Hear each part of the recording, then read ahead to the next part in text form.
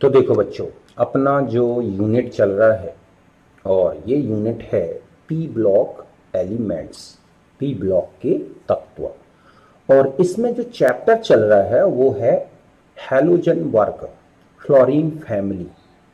आज हम इस चैप्टर में अब जो टॉपिक्स डिस्कस करेंगे, इनमें पहला टॉपिक है हैलोजन हाइड्राइड्स, मतलब है हैलोजन तत्वों के हाइड्राइड्स।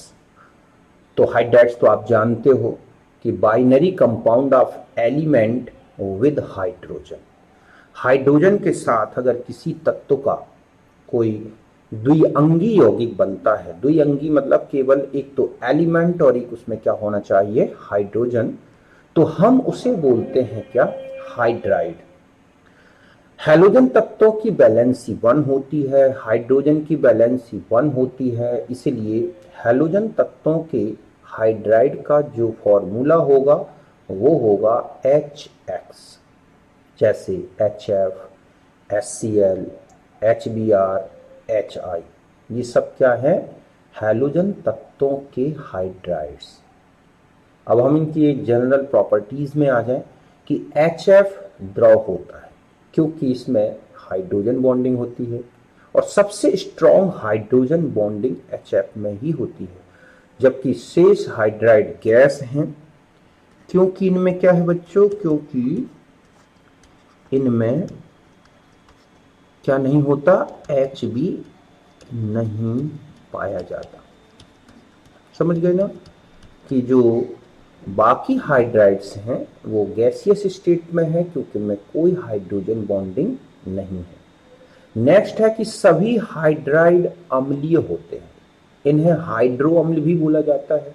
तो इनमें जो हाइड्रोजन है ना, उसमें इतना चार्ज है, पॉजिटिव चार्ज, कि वो प्रोटॉन के फॉर्म में निकल जाता है। और जो बना हुआ एनाइन है, मतलब हैलाइड आयन, उसमें इलेक्ट्रोनेगेटिविटी बहुत ही ज़्यादा है हैलोजन की, इससे वो नेगेटिव आयन को स्टेबल बना लेता है। और यही कारण है कि जितने भी हैलोजन एसिड्स हैं सबके सब एक स्ट्रॉन्ग एसिड हैं, और कहना चाहिए इनमें ज़्यादा से ज़्यादा प्रोटॉन त्यागने की प्रवृत्ति है और इनको बोला जाता है ठीक है, हाइड्रो एसिड्स।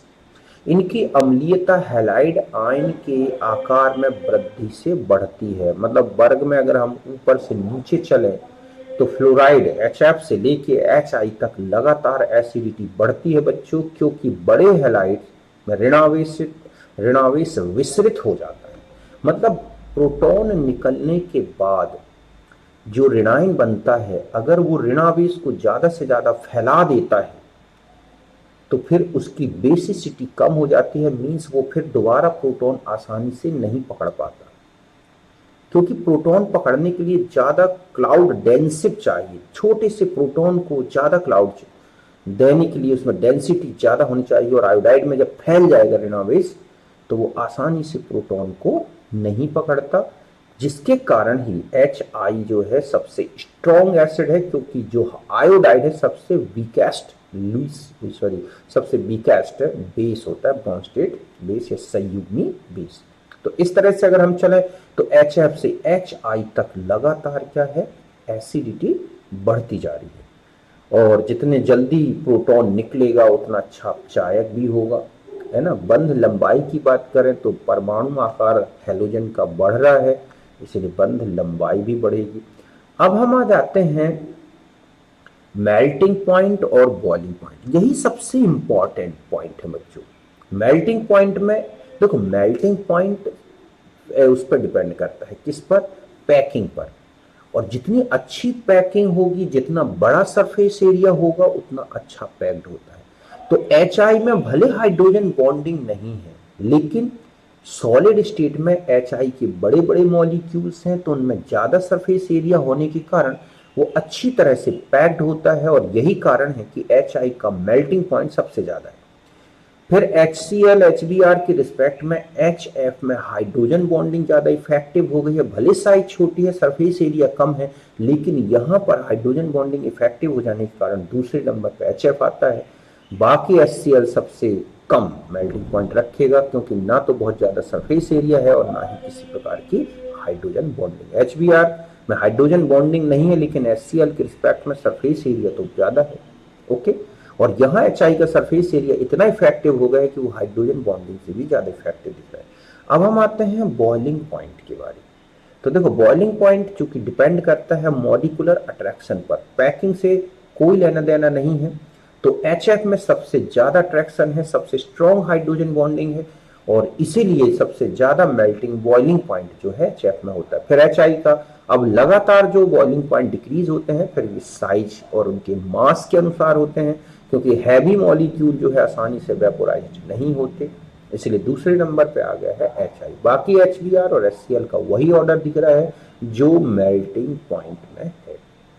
समझ गए ना, HI में मेल्टिंग पॉइंट में HI को आगे कर देना है, बॉइलिंग पॉइंट में HF को। यहाँ हाइड्रोजन बॉन्डिंग को ध्यान रखना है, यहाँ साइज को ध्यान रखना है। ओके, HF में प्रबलतम Hb के कारण यह ठोस, द्रव और गैस आदि अवस्था में द्विलक के रूप में पाया जाता है बच्चों। इतना स्ट्रॉन्ग हाइड्रोजन बॉन्डिंग है कि अगर हम इसे वेपोराइज्ड भी करें तो ये H2F2 के फॉर्म में रहेगा, द्विलक के फॉर्म में, और इसमें एक प्रोटॉन जो है, एक H दो फ्लोराइड के मध्य हो जाने के कारण, फंस गया है हो जाने के कारण यह एक क्षारकीय हो जाता है, जिससे KHF2 जैसा लवण अस्तित्व में पाया जाता है। मतलब HF में दो फ्लोराइड जो है, मतलब हम ये कहें कि जैसे ये है फ्लोराइड, है ना, और इनके बीच में ये है, तो यहां पर ये हाइड्रोजन इतना स्ट्रांगली फिट है कि अब यहां से केवल ये ऐसे ब्रेक होता है, प्लस, ठीक है, HF2 माइनस, और यही कारण है कि K प्लस जैसा के साथ KHF2 जैसा सॉल्ट बन जाता है। ठीक है, दूसरा पॉइंट याद रखना है कि HF की उदासीनीकरण इंथैल्पी, जो प्रबल अम्ल प्रबल क्षार की उदासीनीकरण इंथैल्पी है, उससे कहीं ज्यादा होती है। कारण यह फ्लोराइड आयन बहुत ज्यादा जल योजित होता है, और यही कारण है कि न्यूट्रलाइजेशन के बाद और भी ज्यादा हीट निकलने लगती है, जिसके कारण ही HF की उदासीनीकरण इंथैल्पी उच्च होती है।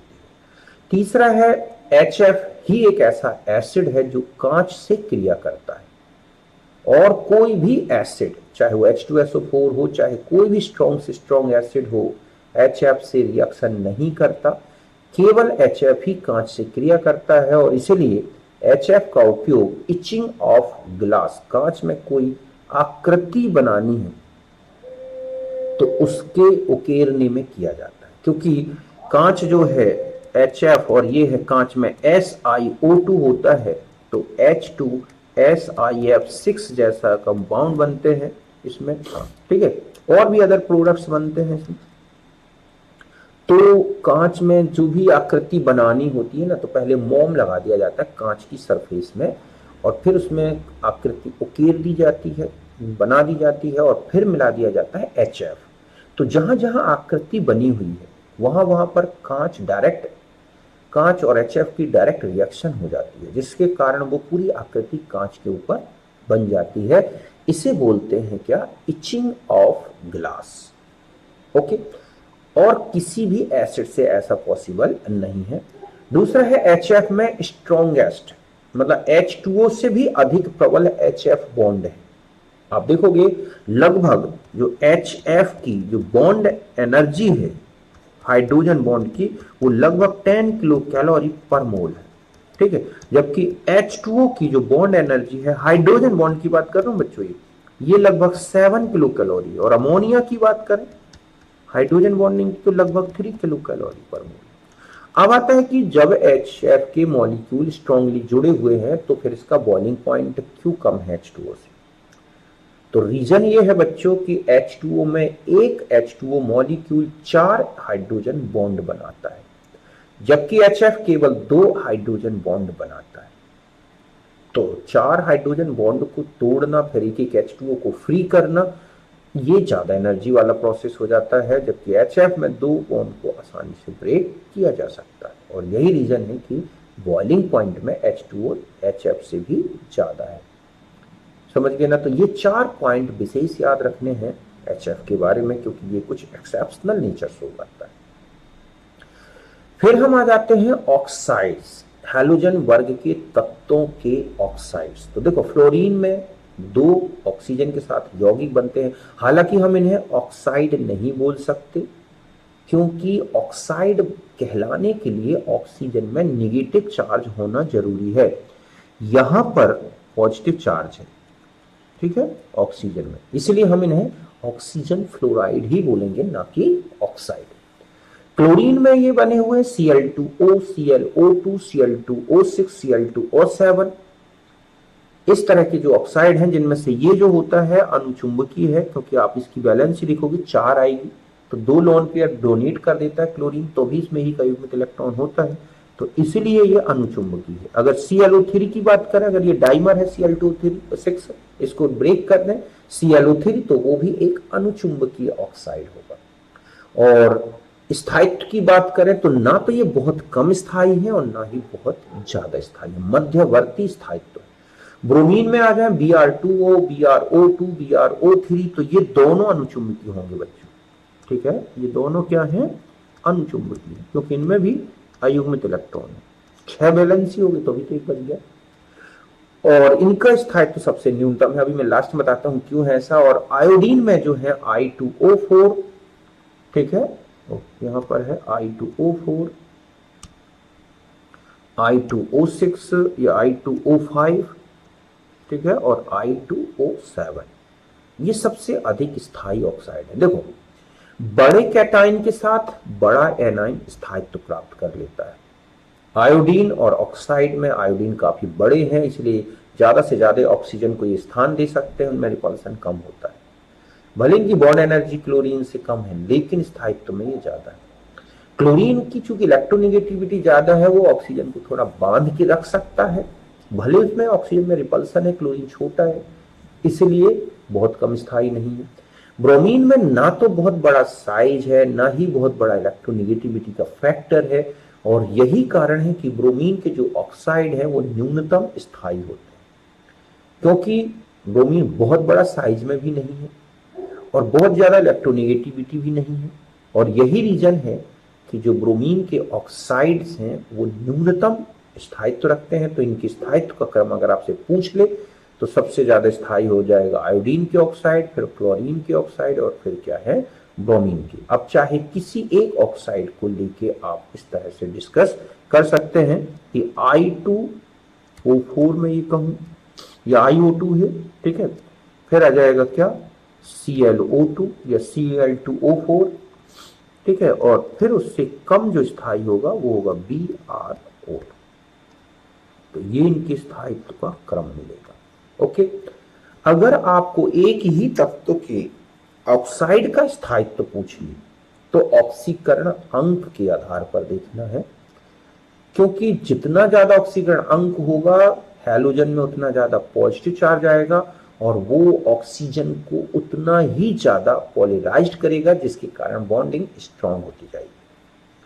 और इस तरह से ज्यादा पॉजिटिव चार्ज, ज्यादा से ज्यादा पाई बॉन्डिंग हो जाना, मतलब इनमें पाई बॉन्डिंग के थ्रू जुड़े होते हैं ऑक्सीजन, तो ज्यादा से ज्यादा पाई बॉन्डिंग होना, इसका मतलब है वो स्थायित्व को बढ़ाता है। तो सबसे ज्यादा जैसे हम देखें तो इसमें Cl2O7 अगर हम क्लोरीन को लेके समझें तो इसमें, क्योंकि इसमें 7+ शो कर रहा है, ये इसमें 4+ है, इसमें 3+ है, इसमें 1+ है, इस तरह से। ऑक्साइड की अम्लीयता अगर आपको देखनी है तो हैलोजन अम्ल का ऑक्सीकरण अंक देखें और व्युत्क्रमानुपाती देख लें, ठीक है, हैलोजन का आकार, मतलब है हैलोजन का ऑक्सीकरण अंक अगर बढ़ेगा तो अम्लीयता बढ़ेगी। जैसे Cl2O6 से ज्यादा एसिडिक है ClO2 और उससे ज्यादा Cl2O7।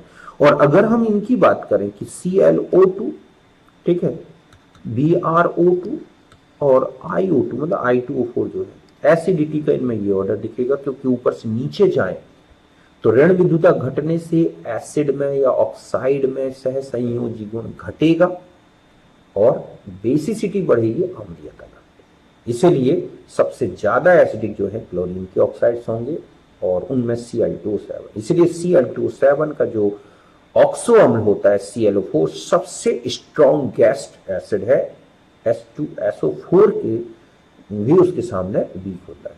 ओके, अब हम इनकी संरचनाओं में आ जाए तो यहां पर एक दो चीजें, तो अनुचुंबकत्व किन में, तो ध्यान रखें बच्चों, जहां हैलोजन इवन नंबर में ऑक्सीडेशन स्टेट शो करे, मतलब है कि +2 +4 या +6 अगर ये ऑक्सीडेशन है हैलोजन तत्व में, ठीक है, तो ये कैसी होंगी, अनुचुंबकीय। क्या होंगी बच्चों, ये अनुचुंबकीय, क्योंकि इनमें जो बॉन्ड बचेगा, एक इलेक्ट्रॉन तो बचेगा ही बचेगा। ठीक है, अब हम इनकी स्ट्रक्चर्स के बारे में आ जाए तो Cl2O में केंद्रीय परमाणु ऑक्सीजन है जिसमें संकरण है sp3, और ये 2 Cl एटम चूंकि काफी बड़े हैं और ऑक्सीजन की ऋण विद्युता ज्यादा है तो बॉन्ड पेयर ऑक्सीजन की तरफ शिफ्ट होंगे जो ये होते हैं। ठीक है, और ऐसे में इनमें रिपल्सन ज्यादा है। दूसरा है क्लोरीन का साइज भी काफी बड़ा है तो इनमें भी रिपल्सन होता है, और इस तरह से लोन पेयर रिपल्सन उतना इफेक्टिव नहीं है जितना होना चाहिए था, और यही कारण है कि ये बॉन्ड एंगल 111.8। अब ClO2 की बात करें तो ClO2 में आपको ये पता है, मैंने संकरण में पढ़ाया है कि अगर केंद्रीय परमाणु, ठीक है, कि ऋण विद्युता कम हो और जुड़े हुए परमाणु की ऋण विद्युता ज्यादा हो, समझ गए ना, तो वहां पर कौन सा कैरेक्टर बढ़ जाता है, p कैरेक्टर। अब जब p कैरेक्टर ज्यादा बढ़ जाएगा तो लॉन पेयर वाली हाइब्रिड ऑर्बिटल में रिपल्सन कम हो जाता है बच्चों। p कैरेक्टर बढ़ने से इनका रिपल्सन क्या होगा, कम। और ऐसे में अब यहां पर है तो sp3 संकरण, अगर आप निकालोगे तो 3.5 आएगा, लेकिन हम यहां पर p कैरेक्टर बढ़ा देंगे तो sp3 है, तो ये एक लोन पेयर है, सॉरी ये ऑड इलेक्ट्रॉन है, मतलब ये जो रिपल्सन है ये है लोन पेयर, ठीक है, ऑड पेयर रिपल्सन। तो ये ध्यान रखें कि lone pair odd pair repulsion जो होता है, ठीक है, ये कम इफेक्टिव होता है देन लोन पेयर रिपल्सन। तो ऐसे में ये रिपल्सन जब कम होगा तो ये ऑक्सीजन को कम दबा पाता है अंदर की तरफ, और यही कारण कि देखो आप बॉन्ड एंगल 117.4 डिग्री का है। अब ClO2 माइनस में चले जाओ तो यहां क्लोरीन में जो है, अब आप देखोगे यहां पर निगेटिव चार्ज में यहां पर आ जाएगा, जिसके कारण अब यहां पर एक इलेक्ट्रॉन ना होके 2 हो गए। तो अब यहां पर जो रिपल्सन लग रहा है ना बच्चों, ये है लोन पेयर रिपल्सन। ठीक है, अब इस रिपल्सन के कारण ये जो ऑक्सीजन है वो नीचे की तरफ ज्यादा झुक जाते हैं, जिसके कारण आप देख रहे हैं कि ClO2 में यही एंगल 117.4 डिग्री का है, जबकि इसमें 110 का है। तो जिसके कारण ये आप देख रहे हैं दोनों में एंगल में, तो सबसे ज्यादा ClO2 में है, फिर Cl2O में है, फिर ClO2 1. ये सबसे इंपॉर्टेंट ऑब्जेक्ट का क्वेश्चन है और कई बार पूछा गया और बिल्कुल करेक्ट ऑर्डर लिखा है ये। बात समझ गए ना, Cl2O में और ClO2 में Cl2O का ज्यादा क्यों है, क्योंकि सॉरी ClO2 और ClO2 माइनस में ClO2 माइनस का ज्यादा क्यों है, क्योंकि यहां पर लोन पेयर रिपल्सन है, इसमें lone pair odd pair repulsion. ठीक है, तो इस तरह से यहां पर जो है आपको इन एंगल्स का ध्यान रखना है और इनके स्ट्रक्चर सब भी सेफ है। फिर हम आ जाते हैं ऑक्सो एसिड्स। बाकी की स्ट्रक्चर उतनी इंपॉर्टेंट नहीं है, फिर भी अगर आपको ध्यान रखना है तो यहां बता दूं, जैसे ClO3 का आपको, तो ClO3 में इस तरह से होगा, sp3 हाइब्रिडाइजेशन एक ये रहेगा। ठीक है, Cl2O7 में चले जाओ तो वो ऐसे रहेगा, इसमें कोई लॉन पेयर नहीं बचेगा बच्चों क्लोरीन में, अब उसने सारे डोनेट कर रखे हैं, ऐसा रहेगा लेकिन sp3 हाइब्रिड स्टेट में। ठीक है, तो इस तरह से इनके स्ट्रक्चर्स होते हैं। अब हम आ जाते हैं इसके बाद oxo acids of halogens, halogen तत्वों के ऑक्सो एसिड्स। तो देखो HOX, इनको बोलते हैं हाइपो हेलस एसिड, जो कि तीनों हैलाइड्स में बनते हैं, HClO, HBrO, HIO। फ्लोरीन इस तरह के ऑक्सो एसिड्स नहीं बनाता क्योंकि उनमें ऑक्सीजन पॉजिटिव चार्ज रखेगा। HClO2 हाइपो हेलस हो गए। फिर हम आते हैं हेलस एसिड HClO2, ये केवल क्लोरीन में ही बनता है। अब उसके स्थायित्व के बहुत सारे रीजन दिए हैं क्यों नहीं बनता, हमें याद रखना है कि ये केवल और केवल क्लोरीन में ही मिलेगा। HOXO2 मींस HClO3 टाइप के हैलिक एसिड कहलाते हैं, ये सभी में बनते हैं, और पर हैलिक एसिड भी सब में इस तरह से बनते हैं। तो एक पर ऑक्सी सल्फ्यूरिक एसिड होता है और यहां पर क्लोरिक लगा है। अगर किसी भी एलिमेंट की ऑक्सीडेशन स्टेट आप एसिड में निकालें, मतलब जितने ऑक्सीजन हैं उस हिसाब से, और उसका ऑक्सीडेशन वही आ जाए जो होना चाहिए मैक्सिमम, जैसे क्लोरीन का निकालोगे तो 7+ आएगा, तो यहां पर केवल पर लगेगा, ऑक्सी नहीं लगेगा बच्चों, क्योंकि इसमें कोई पर ऑक्सी लिंकेज नहीं हो सकती। लेकिन अगर हम पर किसी एसिड में ऑक्सीडेशन स्टेट निकालें और वो उसकी जितने बैलेंस इलेक्ट्रॉन है उससे ज्यादा आए, जैसे H2SO5 में निकाल के देखना हो, तो ऐसे एसिड में फिर पर ऑक्सी लग जाता है, इसीलिए इसमें सिर्फ पर हेलिक लगा है, पर ऑक्सी हेलिक नहीं, क्योंकि यहां 7+ है जो कि हैलोजन के बैलेंस इलेक्ट्रॉन के बिल्कुल बराबर है, इसलिए हमें केवल पर लगाइए, टोटल बैलेंस इलेक्ट्रॉन यूज हो गए। लेकिन H2SO5 तो आप देखोगे उसमें 8+ आएगा, जबकि सल्फर में आप कितने इलेक्ट्रॉन होते हैं, 6। तो ऐसे में फिर वहां पर ऑक्सीजन नॉर्मल नहीं रहता, वहां पर 2 ऑक्सीजन की बैलेंस ही अब ऑक्साइड फॉर्म में ना होकर पर ऑक्साइड फॉर्म में आ जाती है, इसलिए उसमें लग जाता है पर ऑक्सी। ओके, इनमें नहीं लगा। अब आता है एसिडिटी ऑफ ऑक्सो एसिड्स, तो ये हम सब में पढ़ते आ रहे हैं, directly proportional to the oxidation state of halogen.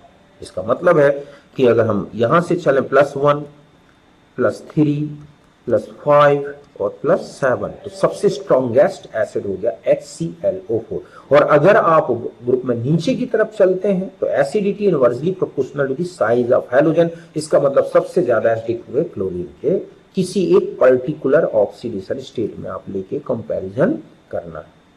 बात समझ गए ना, कि अगर सेम हैलोजन दिया है तब आपको ऑक्सीडेशन स्टेट की डायरेक्टली प्रोपोर्शनल लेना है, और अगर हैलोजन अलग अलग है तो हैलोजन का आकार के इनवर्सली प्रोपोर्शनल देखना, क्योंकि ऊपर से नीचे जाने पर इलेक्ट्रोनिगेटिविटी घटेगी तो एसिडिटी घट जाती है, हम जानते हैं सेंट्रल एटम।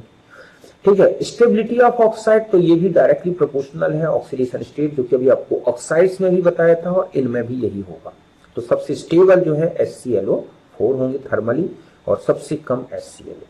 ऑक्सीडाइजिंग नेचर तो inversely proportional to the stability, जितना कम स्टेबल ऑक्साइड होगा या ऑक्सी एसिड होगा वो उतना अच्छा ऑक्सीजन डोनर होगा और उतना ही स्ट्रॉन्ग ऑक्सीडाइजर होगा। तो इसका मतलब है HClO स्ट्रॉन्गेस्ट ऑक्सीडाइजर होगा देन HClO4, क्योंकि सोचो क्लोरीन में 4 ऑक्सीजन जुड़े हैं, पॉजिटिव चार्ज 7+ है, तो वो क्यों छोड़ेगा ऑक्सीजन। लेकिन ये चाहते हैं कि निकल जाए, जिससे हैलोजन नेगेटिव चार्ज में आ जाए, क्योंकि पॉजिटिव चार्ज ज्यादा स्टेबल कम अमाउंट में नहीं होता। ठीक है, तो इस तरह से ध्यान रखना है। कुछ पर हैलेट आयन की ऑक्सीडाइजिंग नेचर का ऑर्डर बता दूं तो ये है, पर हैलेट जो आयंस होते हैं उनके ऑक्सीडाइजिंग नेचर का सबसे ज्यादा ब्रोमीन के, फिर आयोडाइड के, फिर क्लोराइड के, पर हैलेट आयन का। ये क्यों है, क्या है, इसके बारे में ज्यादा हमें डिटेल नहीं मिली, और ना ही हमें इसको बस ऑर्डर याद करना है अगर कहीं क्वेश्चन आ जाए, इसलिए मैंने लिख दिया। स्ट्रक्चर की बात करें तो H डायरेक्ट ऑक्सीजन से जुड़ा है, मतलब ये ऑक्सो एसिड्स हैं। बाकी जितने ऑक्सीजन बढ़ रहे हैं वो ऑक्सीजन हैलोजन जो है उसके लोन पेयर के थ्रू जुड़ते जाते हैं। तो इस तरह से HClO2 में, HClO3 में, और कुल मिला के इनके पास 3 लोन पेयर थे, तो ये 3 तो ऑक्सीजन को कोऑर्डिनेट कर लिया और एक के साथ OH के साथ ऑक्सीजन मिल गया। सभी के सभी sp3 हाइब्रिड स्टेट में है और सभी के सभी मोनो बेसिक है। तो इतने पॉइंट्स आपको याद रखना है हैलोजन एसिड्स में। आज तक जो भी क्वेश्चन बने हैं वो इन्हीं से बन जाते हैं। ठीक है, अब हम आ जाते हैं, एक होते हैं इंटर हैलोजन, अंतर हैलोजन, मतलब हैलोजन तत्वों के हैलाइड ही क्या कहलाते हैं बच्चों, इंटर हैलोजन, अंतर हैलोजन, मतलब 2 विभिन्न प्रकार के हैलोजनों के, हैलोजन तत्वों के, ठीक है, हैलोजन तत्वों के संयोग से बने यौगिक इंटर हैलोजन कहलाते हैं। इनकी बैलेंसी के अनुसार जुड़ते हैं। जैसे पहला है XY, जहां X सेंट्रल एटम होगा और Y जुड़ा हुआ। ध्यान रखें X की जो इलेक्ट्रोनिगेटिविटी है वो Y से कम होनी चाहिए। तो X अगर आयोडाइड है तो Y हो सकते हैं फ्लोरीन, क्लोरीन, ब्रोमीन, क्योंकि इससे कम इन 3 की ही होगी। अगर X की जगह Br रखोगे तो Y की इलेक्ट्रोनिगेटिविटी वाले 2 ही बचेंगे, F और Cl, और अगर हम X की जगह Cl रखें तो Y केवल F होगा, क्योंकि क्लोरीन से कम, मतलब क्लोरीन से ज्यादा इलेक्ट्रोनिगेटिविटी फ्लोरीन की है, ब्रोमीन से ज्यादा फ्लोरीन, क्लोरीन की, आयोडीन से ज्यादा फ्लोरीन, इसलिए ऐसा होगा, मतलब इस तरह बनेंगे। ऐसे बिल्कुल सेम रूल इसमें लगेंगे XY5 में। कि आयोडाइड रखोगे तो YFHCl है, Br है। हालांकि Br के ज्यादा स्टेबल नहीं हो पाते बच्चों, फिर भी मैं कहूँ कि अगर आपके ऑप्शन में आ जाए तो Br के साथ भी बन सकते हैं, लेकिन थोड़े स्टेबल कम होंगे क्योंकि ब्रोमीन काफी बड़ा हो जाता है। फिर और अगर हम X की जगह Br रखें तो वही लगेगा, HCl है तो FY बचेगा। XY7 में केवल आयोडीन ही बनाता है और वो भी फ्लोराइड के साथ, और कोई भी हैलोजन साथ नहीं जुड़ पाते क्योंकि वो बहुत ज्यादा रिपल्सन होता है, वो बहुत ज्यादा अनस्टेबल हो जाते हैं। निर्माण की बात करें तो अगर हम 1:1 में लें तो XY बन जाएंगे, लेकिन Y को अगर आप ज्यादा अमाउंट में बढ़ाते जाओगे तो X कम रखोगे, Y ज्यादा, तो Y का रेशियो भी बढ़ता जाता है। ये तो हम पहले भी पढ़ चुके हैं कि दो एलिमेंट अगर कंबाइंड है तो जिस एलिमेंट को आप एक्सेस में करते जाओगे वो अमाउंट में ज्यादा दिखना शुरू हो जाएगा, और इसके लिए XY3, XY5, XY7 बनाना है तो हम Y हैलोजन को ज्यादा अमाउंट में रखें और X को कम। X और Y अधिकतर गैस है क्योंकि छोटे मॉलिक्यूल है। XY3, XY5 ज्यादातर या द्रव है या ठोस है। F7 गैस है क्योंकि बहुत ज्यादा सहसंयोजी जीवन है। ओके, फिर अंतर हैलोजन द्विध्रुवीय होते हैं। आप देखोगे इसमें दो हैलोजन है, एक प्लस में है और एक क्या है, माइनस में। तो जो X प्लस है और ये है Y माइनस, जबकि सोचो आप X और X है तो ये पोलर है, ध्रुवीय है, और ये क्या है बच्चों, नॉन पोलर है। तो अंतर हैलोजन द्विध्रुवीय होते हैं, इनमें गलनांक, क्वथनांक, रासायनिक क्रियाशीलता पैतृक हैलोजन से अधिक होती है। मतलब इनके जो गलनांक क्वथनांक है वो अपने पैतृक मतलब x के रिस्पेक्ट में XY का गलनांक ज्यादा होगा, क्वथनांक ज्यादा होगा, रासायनिक रूप से क्रियाशील ज्यादा होंगे, क्योंकि बच्चों ये पोलर है और हैलोजन अकेले नॉन पोलर है, और यही रीजन है कि ये ज्यादा क्रियाशील भी है। जल अपघटन होने पर दोनों हैलोजन तत्वों के ऑक्सीकरण अंक नहीं बदलते। जैसे XY की करेंगे तो HY, तो यहां देख रहे हैं Y जो है माइनस है और ये प्लस है। ऐसे XY3 में X का जो ऑक्सीकरण अंक है वही बना रहेगा, तो यहां पर ऐसे और यहां Y माइनस है। ऐसे इसमें देखो आप तो यहां पर 5+ बना रहेगा और यहां पर 7। ये जल अपघटन है और हम जानते हैं जल अपघटन एक रेडॉक्स रिएक्शन नहीं है, तो ऐसे ध्यान रखना है आपको। H और जो Y है उसे XY के फॉर्म में निकाल देना है, और जितने Y है उतने HY, और बाकी इसमें एक H जोड़ के ऑक्सीजन के थ्रू आप इसकी बैलेंसी को पूरा कर दें। तो इस तरह से सभी इंटर हैलोजन से आप देख रहे हैं एक एक करके सबसे अलग अलग एसिड्स बन रहे हैं, हाइपोहेलस, हेलस, हेलिक, परहेलिक। तो ये जल अपघटन ये इंपॉर्टेंट है बच्चों, ठीक है। संरचना की बात करें तो आप इस तरह से संकृत कक्षक निकाल लें, हाइब्रिड ऑर्बिटल, और इसके लिए आप 7+Y/2। 7 मैंने क्यों लिखा कि हैलोजन केंद्रीय परमाणु की संयोजी इलेक्ट्रॉन प्लस टोटल जितने भी उसमें क्या है परमाणु Y जुड़े हैं उनको आप ऐड करके 2 से डिवाइड कर दो। तो XY में होगा sp3 रेखी संरचना, XY3 में हो जाएगा 7+3/2 5 sp3d, T से एक स्ट्रक्चर है। XY5 में हो जाएगा 6 sp3d2, और ये कौन सा स्ट्रक्चर कहलाता है बच्चों, स्क्वायर पैरामिडल, ठीक है, इस तरह से। और XY7 में है तो ये है पेंटागोनल, ठीक है, बाय पैरामिडल। तो ये इनकी संरचनाएं है ना।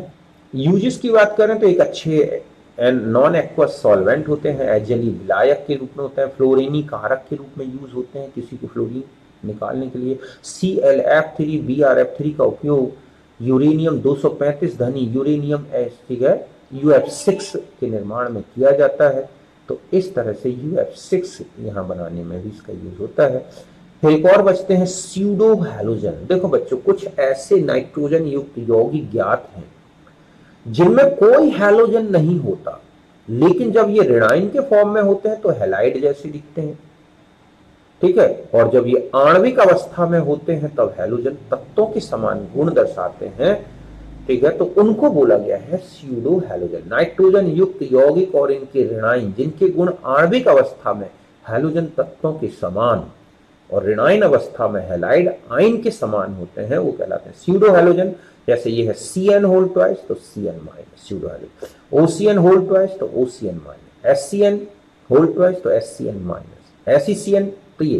तो आप देख रहे हैं इनके गुणों की तुलना कर लें। देखो हैलोजन तत्वों के समान वाष्पशील है, हाइड्रोजन के साथ हैलोजन अम्ल के समान, ठीक है, एसिड बनाते हैं, जैसे HCl बनता है तो HCN भी बनता है। यौगिकों में समानता देख लो, K3FeF6 मिलता है तो K3FeCN6 मिलता है, KCl होता है तो KCN होता है, इस तरह से समझ गए।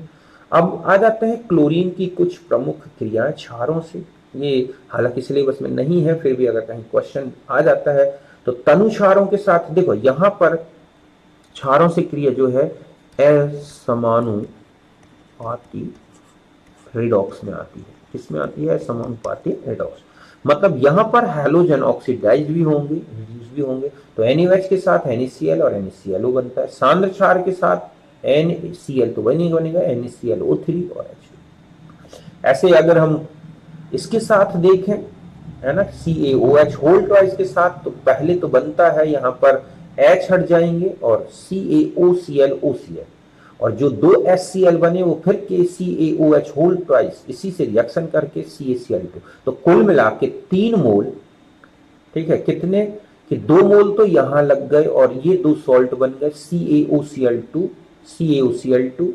CaCl2 और 1 मोल कैल्शियम हाइड्रोक्साइड इन्हीं के साथ फंसा रहता है, और ये कहलाता है बेसिक कैल्शियम क्लोरो हाइपोक्लोराइड, जिसे हम बोलते हैं ब्लीचिंग पाउडर। मतलब अगर आपसे कहा जाए कि इसका फॉर्मूला क्या है कॉम्पोजिशन, तो ये होता है बच्चों। इसमें जो एक्टिव स्पीसीज है वो है OCl। तो इसमें देखो तीनों का 1:1 यहाँ, तो हम यहाँ से OCl ले लें, यहाँ से Cl ले लें, तो ये बन जाएगा CaCl। मतलब इनका रेशियो तो वही है ना, जैसा इसमें लिख दिया मैंने। देखो 2 C है तो 1 ले लिया, 2 OCl है तो 1 OCl ले लिया, 2 Cl है तो 1 ले लिया। तो इस पूरे को हम ज्यादातर रिएक्शन में यही लिखा करते हैं CaOCl2, जबकि यहां पर एक Cl माइनस में है और एक प्लस में। ये है ब्लीचिंग एजेंट, इस तरह से। तो ये फॉर्मूला कभी कभी पूछ लिया जाता है। ठीक इसी तरह से क्लोरीन की अमोनिया से रिएक्शन, अगर आप अमोनिया एक्सेस में रखोगे तो नाइट्रोजन बाहर निकलेगी और HCl बनेगा, और HCl फिर अमोनिया से क्रिया कर लेगा, क्योंकि एक्सेस में है तो अमोनियम क्लोराइड और नाइट्रोजन बनता है, और दोनों को ऐड कर दो तो यहां पर 2 अमोनिया और 6 ये 8 हो गए, 3 Cl2 तो N2 और 6 NH2। लेकिन अगर आपने क्लोरीन एक्सेस में रखा तो क्लोरीन ज्यादा दिखेगा, तो NCl3 इस तरह बनेगा। NF3 ही केवल स्टेबल है बच्चों, बाकी तीनों जो हैलाइड्स हैं वो अनस्टेबल हैं, विस्फोटक होते हैं। इनका यूज Ni3 का यूज अमोनिया लिक्विड में Ni3 घोल के और विस्फोटक की तरह यूज किया जाता है। एक होता है एक्वा रेजिया अम्लराज, 3 भाग सांद्र HCl, ये सांद्र लिया जाता है, ठीक है, और 1 भाग ये सांद्र लिया जाता है नाइट्रिक एसिड, तो बनता है NOCl + 2NO + 2Cl। ये नवजात क्लोरीन है। यही नवजात क्लोरीन सभी निष्क्रिय धातुओं को अपने आप में घोल लेती है संकुल बना के। जैसे गोल्ड को अगर हम एक्वारेजियम में डाल दें तो ये घुलनशील लवण बन जाएगा, प्लेटिनम घुल जाता है, ठीक है। तो इस तरह से एक्वारेजिया एक नवजात क्लोरीन के कारण एक अच्छा विलायक है गोल्ड प्लेटिनम निष्क्रिय धातुओं को घोलने के लिए। तो कुल मिला के हमारा ये था हैलोजन ग्रुप, जो बहुत ही काम का मैटर था बच्चों, मैंने वो यहाँ लिख दिया है, क्योंकि अब हमारे P ब्लॉक में ज्यादातर जो स्टडी करनी है हमें फिजिकल और केमिकल प्रॉपर्टी की पीरियोडिसिटी। ध्यान रखें, कंपाउंड, उनकी प्रिपरेशन, उनके यूजेस बिल्कुल नहीं पूछे जाएंगे और ना पूछे गए हैं, अभी आपने देख लिया है टेस्ट में, इसलिए उनको लेकर आप सस्पेंस में ना रहें। अगर कोई पढ़ा रहा है तो कोई बात नहीं, वो आपका नॉलेज बढ़ा सकता है, लेकिन आपको मेन फोकस करना है इनकी केमिकल प्रॉपर्टीज की पीरियोडिसिटी, मतलब hydride, oxide, halide, oxy acids, वो तो ध्यान करना ही करना, उनकी एसिडिटी किस तरह घट रही है, बढ़ रही है, और फिजिकल तो है ही वो पीरियोडिसिटी। बाकी अगर कुछ चीजें काम की हैं जो कहीं यूज हो सकती हैं तो मैं वो लिख दी है मैंने, क्योंकि जरूरी नहीं है कि यहाँ पर क्लोरीन के साथ ही अमोनिया, कई जगह अमोनिया की रिएक्शंस में या ब्लीचिंग पाउडर का फॉर्मूला, तो ये जो चीजें आती रहती हैं रिडॉक्स रिएक्शन में आपको मिल जाएगा ये क्लोरीन की रिएक्शन, इसलिए मैंने उनको समझा दिया। ओके, तो अब हम मिलेंगे जीरो ग्रुप में नेक्स्ट जो है।